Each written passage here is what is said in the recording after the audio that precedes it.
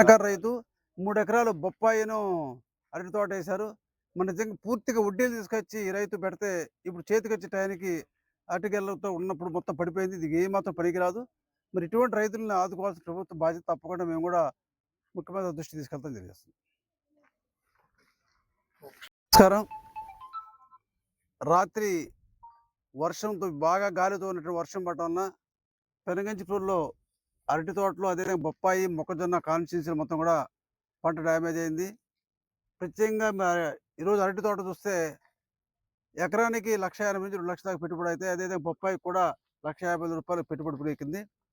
రైతులు నిజంగా పంట చేతికొచ్చే సమయానికి పూర్తిగా డ్యామేజ్ అవ్వడం చాలా బాధాకరమైన విషయం. దీన్ని కేంద్ర ప్రభుత్వం, ఒక రాష్ట్ర ప్రభుత్వం కూడా వ్యవసాయ బీమా అని చెప్పి అంటున్నారు, సంతోషమే. కానీ దాంట్లో విధానంలో కూడా మార్పు రావాలి. ఎందుకంటే ఈరోజు వ్యక్తిగతంగా కారు కావచ్చు, ఇల్లు కావచ్చు, వ్యక్తికి ఇన్సూరెన్స్ ఉన్నప్పుడు ప్రత్యేక పంట ఏ పంట అయినా ఉన్నా సరే ఆ రైతుకి ఇన్సూరెన్స్ వచ్చే విధంగా మీరు బ్యాంకు వడ్డీ తీసుకున్నప్పుడు 1% దాని కింద ఇన్సూరెన్స్ తీసుకుంటారా? లేక అన్నదాత సుఖీభావిలో డబ్బులు కడతారా? ఏదో విధంగా రైతులని వ్యక్తిగతంగా ప్రతి రైతుకు కూడా ఏ పంట ఇచ్చినా ఇన్సూరెన్స్ ఇద్దా ఉంటే బాగుంటుంది. అంతేగాని ఏదో ప్రభుత్వం సహాయం చేస్తుంటే కొద్దిపాటి సహాయం అన్నా రైతు మాత్రం బాగుపడ్డు. ఇప్పటికైనా సరే కేంద్ర రాష్ట్ర ప్రభుత్వాలు బీమా విధానంలో వ్యవసాయ బీమా విషయంలో రైతులు ఆదుకునే విధంగా రావాలి.